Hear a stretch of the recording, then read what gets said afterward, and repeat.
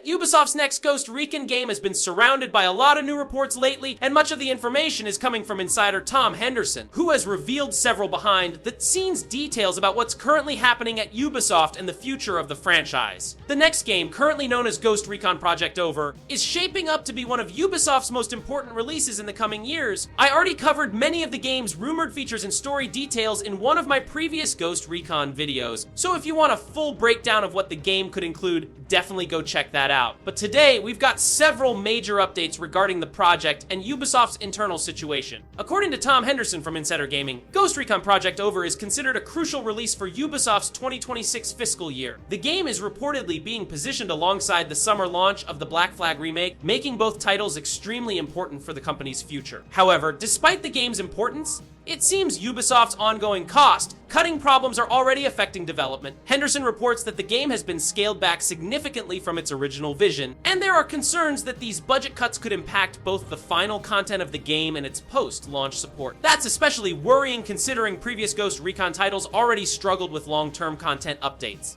Things became even more concerning after Ubisoft announced major layoffs at Red Storm Entertainment. On March 19th, Ubisoft's chief studios and portfolio officer Marie, Sophie de Wabert, reportedly sent a company-wide email confirming that Ubisoft would shut down game development operations at Red Storm Entertainment, resulting in 105 employees losing their jobs. Ubisoft described the move as part of its global cost reduction strategy and a restructuring of operational priorities. But according to Henderson's sources, less than 24 hours after the announcement, teams across Ubisoft were already scrambling to deal with the fallout and keep major projects, including Ghost Recon Project Over, on track. And here's the big issue. Dozens of Red Storm employees were actively working on Project Over. Replacing experienced developers in the middle of production is never easy, especially on a massive AAA tactical shooter. Henderson claims the loss of these developers could create serious challenges for the game moving forward. What makes the situation even stranger is how Ubisoft handled the layoffs. Employees affected by the shutdown were reportedly protected under the Warren Act, which requires companies to provide 60 days notice before termination. Their final working day was supposedly scheduled for May 18th, 2026. However, according to reports, many employees immediately lost access to Ubisoft systems right after the announcement. Then,